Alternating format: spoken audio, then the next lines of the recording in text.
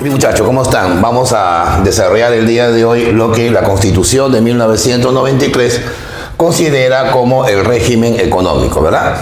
El régimen económico es parte del tercer título de la Constitución. Evidentemente, el punto de vista que acá le vamos a dar, aparte de ser un régimen económico, es la parte jurídica, ¿no? O sea, cómo se organizan las instituciones autónomas, ¿no?, que van a enmarcar este régimen. Entonces, vamos a decir que el régimen económico se va a desarrollar, ¿no?, se va a enmarcar dentro de un sistema de economía social de mercado. Ahora, ojo, no es igual hablar de una economía social de mercado que una economía de mercado. Normalmente el término economía de mercado viene desde la doctrina clásica, ¿no? Desde Adam Smith, estamos hablando del siglo XVIII. Pero el término economía social de mercado fue acuñado por primera vez por el entonces canciller de Alemania Federal. Acuérdate que Alemania en algún momento estuvo, ¿no?, segmentada. Entonces, la Alemania Federal era la Alemania capitalista, ¿no? En ese momento, el canciller Konrad Adenauer, ¿verdad?, muy famoso él, desarrolló el concepto de economía social de mercado. ¿Por qué le llama economía social de mercado? Porque el Estado respeta estos 5 principios fundamentales, pero sin embargo, bajo esos principios, el Estado también puede corregir las fallas, corregir los desequilibrios que el mercado va generando, ¿no? Por ejemplo, la desigualdad en el ingreso, ¿no? Por ejemplo, los monopolios, ¿no? De repente la desigualdad no solamente en el ingreso, sino la desigualdad de oportunidades también. Son mecanismos donde el Estado debe intervenir. Entonces, cuando una economía funciona con una libertad económica, pero además el Estado regula las fallas que el mercado genera, se le llama economía social de mercado, ¿ya? Bueno, vamos a ver entonces cuáles son los 5 principios de este sistema.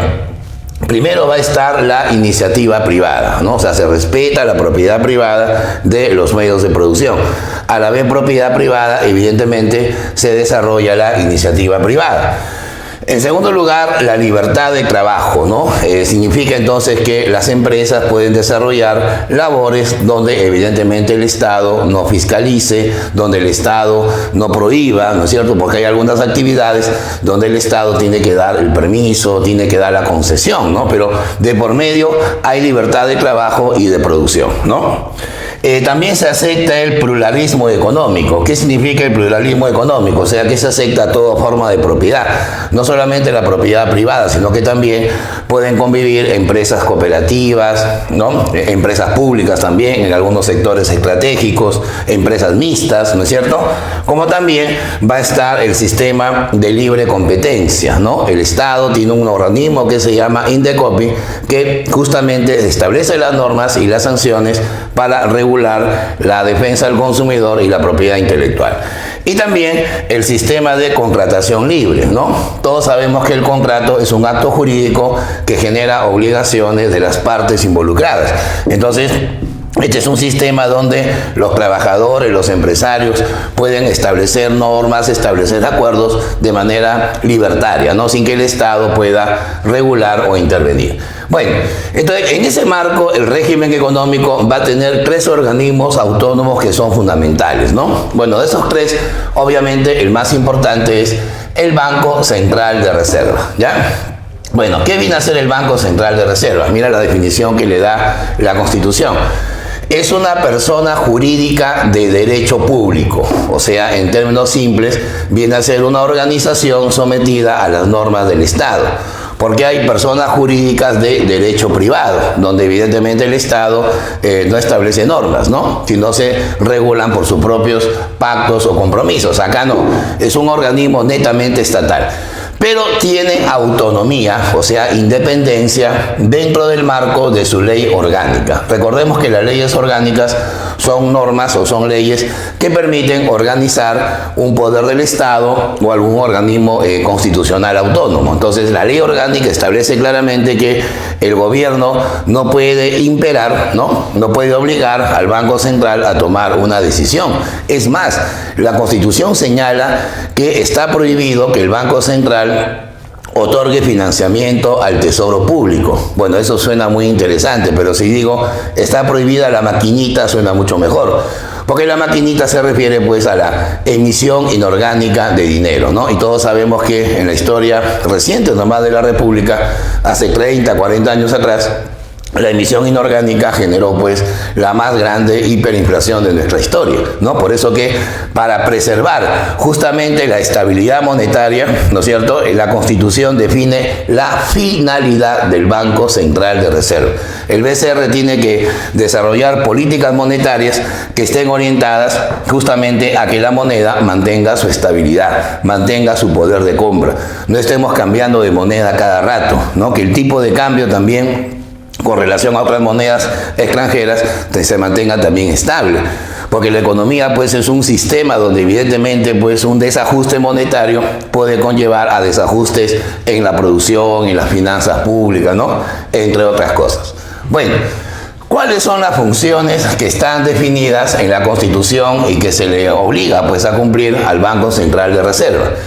Primero es regular la moneda y el crédito del sistema financiero. Cuando se dice regular la moneda significa no solamente emitir moneda. Todos sabemos que la emisión de monedas y billetes es una facultad exclusiva del Banco Central de Reserva, o sea, se configura un monopolio. Pero a pesar de que el Estado emite moneda circulante, monedas metálicas y papel moneda, hay que también regular la moneda. ¿Cómo se va a regular? A través de instrumentos de política monetaria. Para mencionarles, el más importante se llama el encaje legal.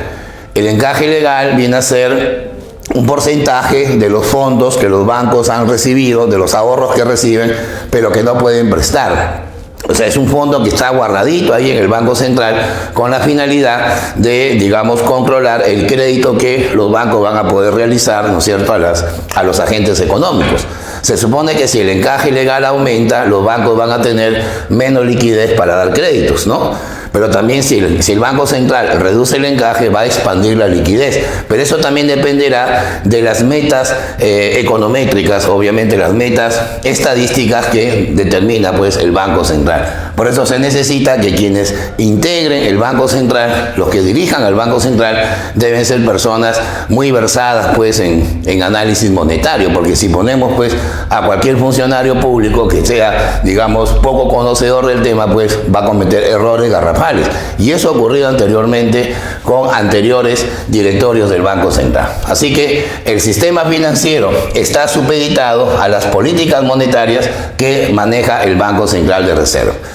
También el BCR se encarga de administrar las reservas internacionales, ¿no? Recordemos que, este es un poquito de economía, las reservas internacionales son los activos con que cuenta un país para hacer frente a sus compromisos, a sus obligaciones con el exterior, ¿no? Por ejemplo, puede ser el oro, ¿no?, que tenemos guardado ahí en la bóveda del Banco Central. Se llama oro monetario, porque en realidad son lingotes que tienen una especie de hipoteca frente al exterior y que representan pues un tesoro nacional prácticamente, ¿no? A eso tenemos que agregar también los dólares, ¿no?, las divisas que regula y maneja el Banco Central. Entonces, las reservas internacionales van a depender mucho también del resultado que tenga el comercio exterior del país, ¿no? Básicamente su balanza de pagos. ¿Está bien? Y también se encarga de informar a través de las estadísticas a los ciudadanos, informar al país sobre la situación o el estado que tengan las finanzas nacionales, ¿no? Por ejemplo, el Banco Central informa acerca de cómo evoluciona el Producto Bruto Interno. Informa acerca de cómo va la tasa de inflación, ¿no? Cuál ha sido la evolución del tipo de cambio en los últimos años, ¿no? O de repente cuál es el resultado que tiene la balanza comercial, la balanza de pagos, ¿no? En general, o sea, las finanzas nacionales tienen que ser conocidas por los ciudadanos. Y quien se encarga de establecer esa información usando las estadísticas domésticas viene a ser pues el Banco Central de Reserva, ¿ya? A ver un poquito de historia. Recordemos que en 1929 ocurrió la peor recesión de la historia mundial, de la historia económica mundial. Recesión que luego se volvió depresión, ¿no? O sea, una crisis económica muy aguda.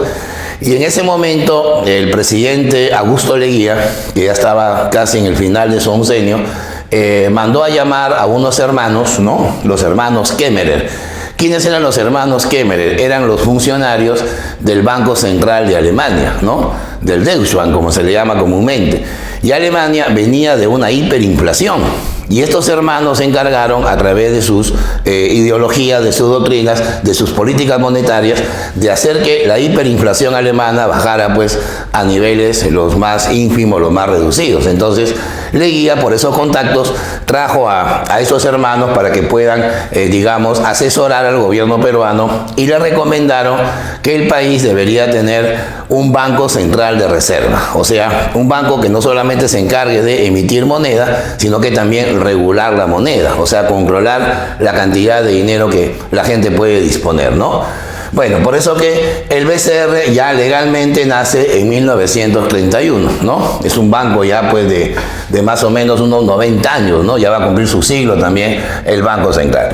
Bueno, el Banco Central de Reserva está gobernado por un directorio, ¿ya? O sea, un directorio viene a ser así como una empresa privada, como una especie de gerentes, ¿no? Pero claro, en este caso, estas gerencias o estos, digamos, directores tienen que ser nominados, tienen que ser nombrados, ¿no? Bueno, son 7 integrantes. 4 integrantes son nombrados por el Poder Ejecutivo, ¿no? El Poder Ejecutivo, a través del Presidente de la República y el Ministro de Economía y algunos ministros más, van a nombrar a estos 4 directores, normalmente seleccionados de funcionarios públicos, de la actividad privada, ¿no? Por ejemplo, el actual presidente del Banco Central de Reserva es el doctor Julio Velarde. Él hasta hace, 15 años atrás, era el decano de la Facultad de Economía de la Universidad del Pacífico. Entonces, Alan García en esa época, cuando llegó al poder, seleccionó pues a los mejores economistas, y los directores del Banco Central que nombró el gobierno eran de esa universidad. De todos ellos, el que se ha quedado justamente es el doctor Velarde, ¿no? Él ya ha sido presidente del directorio en tres gobiernos, o sea, Alan, Ollanta y el actual, ¿no? Y probablemente se quede para el que venga, ¿no? Porque en realidad la gestión monetaria en el Perú sí es eficiente, ¿no? Por eso que tenemos una moneda estable, tenemos una inflación, ¿no? Moderada a pesar de la crisis, tenemos una estabilidad en el tipo de cambio. ¿Y cómo se logra eso? Mediante el ajuste monetario. De repente la parte fiscal, la parte social, la parte productiva está en crisis, ¿no? Pero el aspecto monetario muestra una cierta estabilidad, ¿ya? Además, el presidente del Banco Central de Reserva lo nombra el Poder Ejecutivo, pero tiene que ser ratificado por el Congreso, ¿no? A través de la llamada Comisión Permanente. Y además el Congreso nombra a otros 3 directores, ¿no? O sea que al final tenemos los 7 directores del Banco Central. Todos ellos son nombrados por un periodo de 5 años. Ahora, continuando con los organismos del régimen económico, siempre a nivel autónomo, va a estar la Superintendencia de Banca, Seguros y las AFP, ¿no? Las administradoras de fondos de pensiones. Un pequeño dato. Hasta el año 2001 solamente se llamaba Superintendencia de Banca y Seguros, ¿no? Pero desde el año que hemos mencionado, ¿no? Ya el gobierno de Toledo crea el sistema de superintendencia, pero con AFPs, porque en ese tiempo ya las AFP fueron creciendo en captación de clientes, debido a que se aperturaron también algunas empresas con ese nombre. Por eso que ahora también la superintendencia controla las actividades de las AFP, ¿no? Bueno, ¿qué viene a hacer la superintendencia? Viene a ser aquella institución autónoma que ejerce el control, ahí está bien clarito, porque se llama superintendencia, de las empresas bancarias y de seguros, ¿no? Y también de las demás empresas que reciben depósitos del público. Vamos a ver, por ejemplo, que también hay compañías llamadas cooperativas, compañías que se llaman financieras. Hay un organismo que se llama COFIDE, que es una institución del Estado. O sea, todas aquellas instituciones que captan dinero del público y de las que determine la legislación. Aunque también eso nos puede conllevar a un pequeño detalle, un pequeño dato. En nuestro país actualmente, según cifras de la propia superintendencia, el 60% de la población utiliza el dinero que supuestamente ahorra de una manera informal, o sea, ahorra en su casa, ¿no? Como quien dice, usa el colchón, o de repente lo usa de manera amical. ¿Cómo es eso de manera amical? O sea, recurre pues al ahorro entre familiares, ¿no? las famosas juntas que evidentemente no aseguran pues una continuidad, no aseguran de repente pues un respaldo monetario, ¿no? Porque la superintendencia lo que hace es establecer normas, establecer también sanciones cuando una empresa bancaria, una empresa de seguros o una empresa conexa, pues evidentemente tiene algún problema financiero, ¿no? Es más, cuando una empresa quiere ser un banco, ¿no? La superintendencia tiene que evaluar a ver si le da o no le da el permiso, ¿no? Todas esas situaciones evidentemente van a ser parte del trabajo que tiene este organismo, ¿no? Bueno, por ejemplo, ¿a qué instituciones va a supervisar esta institución a la vez? Al sistema bancario, ¿no? Hablemos del Banco Central de Reserva, también está sujeto pues al control de la superintendencia. También hablemos del Banco de la Nación, que es el agente financiero del Estado. Hablemos de la banca múltiple, la banca comercial, la banca extranjera que funciona en nuestro país, van a ser controladas, supervisadas por la superintendencia. Las compañías financieras que le prestan pues a las pequeñas empresas, COFIDE, ¿no? La Corporación Financiera de Desarrollo. Esa es una institución del Estado también que se encarga de asistir financieramente a las medianas empresas, ¿no? Cuando una pequeña empresa quiere dar el salto a ser mediana empresa, lo puede hacer a través del apoyo de COFIDE. Algunos economistas le llaman la banca de segundo piso, ¿no? Le llaman así porque es una especie de banca más fuerte, más consolidada y que cuenta pues con recursos públicos, ¿no? Recursos estatales. Van a estar también las cajas municipales que ahora están en boga, ¿no? Caja Huancayo, Caja Cusco, etcétera. También están las cajas rurales, ¿no? Las cajas rurales son ya instituciones más pequeñas que están en los centros poblados, ¿no? En los centros más alejados. Las compañías de seguros, ¿no? Que trabajan con los eventos, con los riesgos. Y también están las instituciones que hacen los fondos previsionales, pero a nivel privado, ¿no? Las AFP. Un dato importante, el superintendente de banca y seguros, que es el funcionario más importante de este organismo, va a ser designado por el Poder Ejecutivo. O sea, el presidente de la República escoge quién será el superintendente y va a ser ratificado por el Congreso, ¿no? El Congreso evalúa si ese funcionario está apto para el cargo. Si lo balotea, si lo rechaza, el presidente de la República tendrá que nombrar a otro superintendente, ¿ya? Y siempre va a ser por un periodo de 5 años, ¿ya? Bueno, y así como estamos hablando del mundo bancario, del mundo financiero, también tenemos que hablar del mundo estatal, ¿no? Porque todos sabemos que en nuestro país siempre escuchamos estos términos, ¿no? Funcionario público cometió peculado. Funcionario público hizo una colusión, ¿no? Funcionario público utilizó el tráfico de influencias. Entonces, hay un marco de corrupción muy grande en el país, sobre todo a nivel de recursos públicos, ¿no? Por eso que esta institución existe y gracias a ella se evitan, pues, ¿no? Que los funcionarios públicos sigan cometiendo estos delitos, ¿no? Porque en realidad son delitos. Y también existe para supervisar y denunciar, ¿no? Estamos hablando de la Contraloría General de la República, ¿no? ¿Qué viene a ser la Contraloría? Es una entidad descentralizada, o sea, está en todo el país, de derecho público, igual que el Banco Central de Reserva, o sea, pertenece al régimen estatal y que goza de autonomía, o sea, independencia. El Contralor no está sujeto a un mandato imperativo. El Contralor no obedece a ninguna orden, ¿no? A ninguna presión, ya sea del Congreso, de los jueces, ¿no? O del gobierno central, ¿no es cierto? Y sobre todo se define así, ¿no? Como el órgano superior del Sistema Nacional de Control. ¿Por qué le llaman el órgano superior del Sistema Nacional de Control? Justamente por las atribuciones que tiene. La primera, ¿no? Dice, supervisa la legalidad en la ejecución del presupuesto nacional. A ver, ¿cómo es eso de la ejecución del presupuesto? La parte de la legalidad. Generalmente en nuestro país, aparte de la corrupción, a veces también hay mediocridad en la ejecución del gasto. Por ejemplo, este año se han descubierto que hay muchas regiones que, a pesar que ya había transcurrido la mitad del año, solamente habían gastado el 10% de su presupuesto. O sea, por lógica, ¿no? Si estamos a mitad de año, por lo menos ya se debió gastar la mitad del presupuesto. Pero si un gobierno regional solamente ha gastado el 10%, significa que hay ineficiencia, que no hay un plan de gobierno, no hay un plan de desarrollo regional y los recursos públicos están ahí abandonados sin ser ejecutados, ¿no? Por ejemplo, no se han construido hospitales habiendo presupuesto para ello, ¿no? Entonces ahí la Contraloría va a intervenir.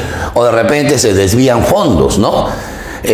Por ejemplo, a las comisarías se les da dinero para que, digamos, arreglen en la infraestructura, ¿no? Hagan más calabozos, sea más segura la comisaría, compren armamento inclusive, ¿no? Equipamiento, pero al final ese dinero se termina utilizando en hacer, por ejemplo, canchas deportivas, losas deportivas, y no a la prioridad que es la seguridad. Entonces, no hay una legalidad, hay una desviación de los recursos del Estado, y eso la Contraloría pues tiene bastante, ¿no?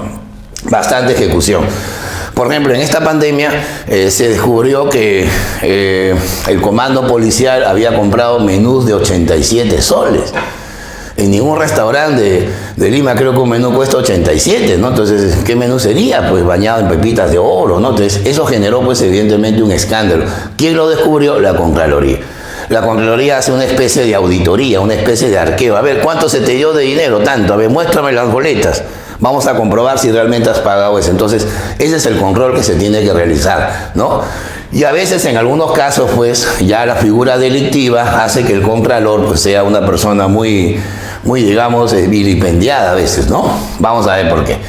Además, también supervisa las operaciones de la deuda pública, ¿no? O sea, el endeudamiento del Estado también está sujeto a control, ¿no? El Estado se endeuda ya sea internamente, cuando emite bonos, por ejemplo, o también externamente, ¿no? Cuando, digamos, recibe préstamos de bancos extranjeros, de gobiernos de otros países, ¿no? De organismos financieros multilaterales.